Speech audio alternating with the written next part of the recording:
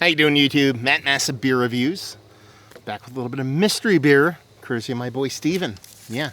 Psychopath wrapped, as per usual with Steven, so we'll see what's going on. This comes from a box that just landed yesterday, actually. And we're going to see what's what. First things first. Stout time. Big, huge, thick stout time. So we'll see what's what with this sucker. I was kind of hoping it was a hazy. So I already have a stout picked out for review after this. And the 608s or more monarchs. I don't know what that means. But yeah, look at that. That'd be thick with like 19 Cs. That's how that sucker rolls. Yeah. I mean, rich cascading. Almost looks like, it's not, but it almost looks like a nitro head on how that kind of head is kind of cascading down there. I don't know if you guys can actually see that. Rich, kind of super dark, darker than I like my coffee to look like colored head. And it's just a super thick, super dark, super rich kind of stoutiness to it. So yeah, we're off to a big beer start. Let's see if we get a nose. Yeah, it's confectionery. I mean, it's got to be a pastry stout. Lactose, vanilla. I'm not getting a ton of much else off it, actually, on a nose. It really is just a big, huge lactose forward, vanilla forward. I think both are in there. Kind of oatmeal stout. Smells sweet, smells rich. Hopefully there's a little bit of bittering involved in this sucker. Just dive in. Cheers.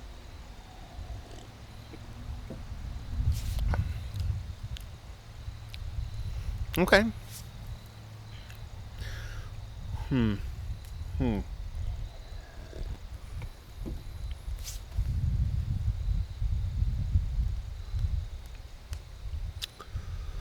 It's not nearly as...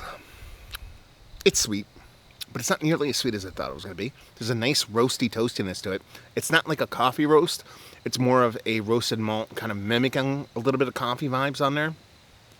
I still believe there's lactose and vanilla in it, but I mean, by looking at this and seeing how the head dissipated relatively quickly and how dark the head was, I was kind of thinking this might be up there, like 13 double digits, like 13, 14%. I think this might be just a hair below that. I think this might be in the single digits, but high nines or something like that, because it's not coming off as a huge beer. There's a little bit of heat to it, but nothing too crazy. It's got a really nice mouthfeel, but not overly thick.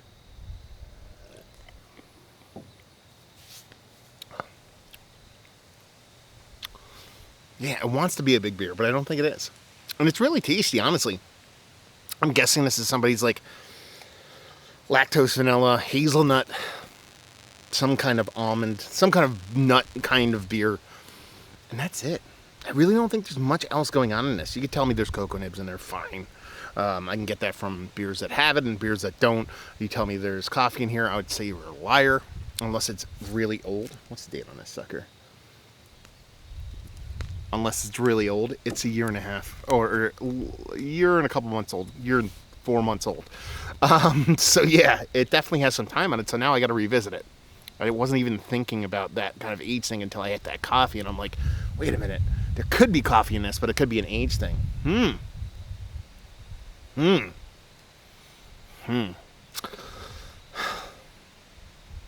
to still go no coffee. I am. I know that could have dissipated there. I just want to stick to my guns.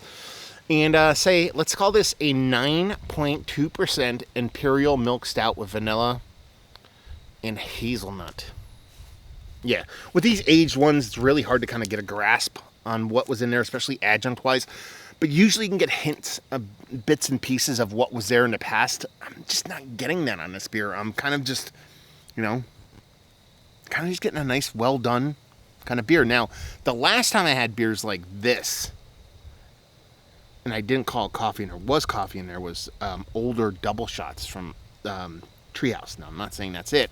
That's kind of me setting myself up for being, not all that wrong in case there's coffee in there. But yeah, it's aged really well. There's not much, if any, kind of oxidation on the beer. It's tasty, it's drinkable, and I kind of want to rethink my ABV now, because I'm like, okay, a year and a half, maybe that booze has settled down, it rounded out a bit. I'm going to stick to my guns. 9.2% Imperial Stout, lactose milk stout with vanilla and some kind of nut. I'm thinking hazelnut. Done. Let's dive into it. See what's what. Yes, he was kind enough. Steven was kind enough to put it like a pull tab on these now, because Last time they were just epically hard to get open, which I think was pouring it everywhere. There you go. Spilling beer everywhere. That's what happens when the tape gets stuck to things. Anyway, there you go. Something for Taco to clean up later. Okay, so let's see what the sucker has to offer. Anyway, we're at Treehouse. We're at Dad Shoes. 8.2, so I was 1% off completely. I've never had this. I actually wanted to try it just because, I don't know, because it's Treehouse and it's Dad Shoes. It says Dad Shoes is an imperial milk stout that does not take itself very seriously, but is a serious beer brewed with chocolate, fine coffee, graham crackers, marshmallows, toasted coconut milk powder, Dutch cocoa powder, vanilla saltwater taffy, salted caramel, and hops water. Yeah, whatever. Listen. I'm not getting all that on there. I'm sorry. It's just, you know what I mean? Like, it's just not there. You know, has age really done it dirty? I don't know, but I mean, let's give this a little bit of a pour and get a little bit back in the glass. Yeah, I gotta love when you dump those beers everywhere. That's why I like doing these outdoors, because, you know, the spill, it'll go away. And none of that's there. I mean, sure, you got that lactose thing. Like I talked about, lactose, vanilla. What are we calling out here? A little bit of cocoa, because that can leave vanilla for me. Marshmallows. The graham cracker thing, I think, might be that kind of nut that I was leaning towards. But other than that, you're talking about coffee. The coffee has pretty much left this completely. It's more of a subtle, soft coffee that we would get from, like, a malt more than anything else. You know, toasted coconut. Again, that's kind of leaning in the vanilla thing. Actually, I'll take that one. I think that one's there, and I'm just kind of not accepting that I missed that one. So we'll call that one there. We were talking about cocoa powder and coconut milk powder, and vanilla saltwater taffy, salted caramel. Come on now. But it's tasty, man. It definitely had those Treehouse vibes because I mentioned it. And really, I was kind of curious to see where this one would land. You know, I don't think there's any way I would have pulled half of the stuff off of this one with the age that's on it. But who knows? Maybe my palate is shit. But who knows? But yeah, I don't think that's there. So anybody actually has one of these aged, drink it and let me know how far off I am. I know perception is reality. A lot of times when you know what you're drinking, you can pull those things kind of off there. But that's a beautiful thing about mystery beers. And it's one of the things when I, do mystery beers like this and I go, I'm okay with what I said, because a lot of people might take that as kind of like, dude, you didn't get half of that shit right. Why are you okay with what you said? Because there's a difference between what's listed on the label and what's actually there in the taste. I've been doing these for several years, twice a week for several years. So I feel like I have a decent grasp on picking out that stuff. Sure, I have fails just as I have wins when it comes to these beers.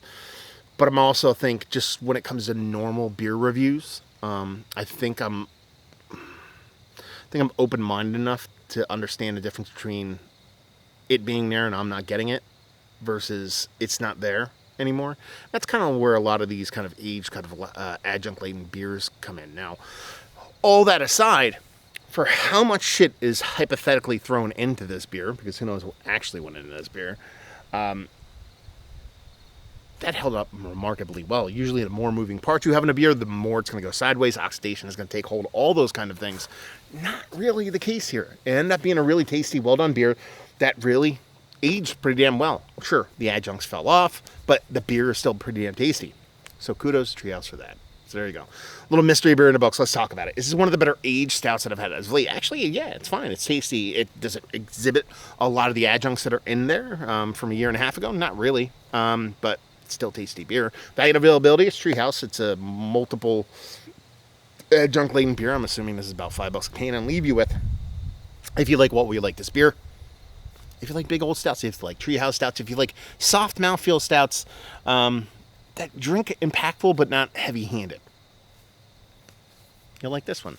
Or if you like knocking beers over on a table and getting beer everywhere, you'll like this one. So there you go. Another review in the books. Hopefully you guys enjoyed it. Down there if you want to talk about it. Massive Beers. If you want to check me out doing the social media stuff, Beer Massive. If you want to check me out doing the whole podcasting thing, and hopefully you guys enjoyed the review. Hopefully you're knocking some beers over or back right now. Hopefully see you next time. Cheers.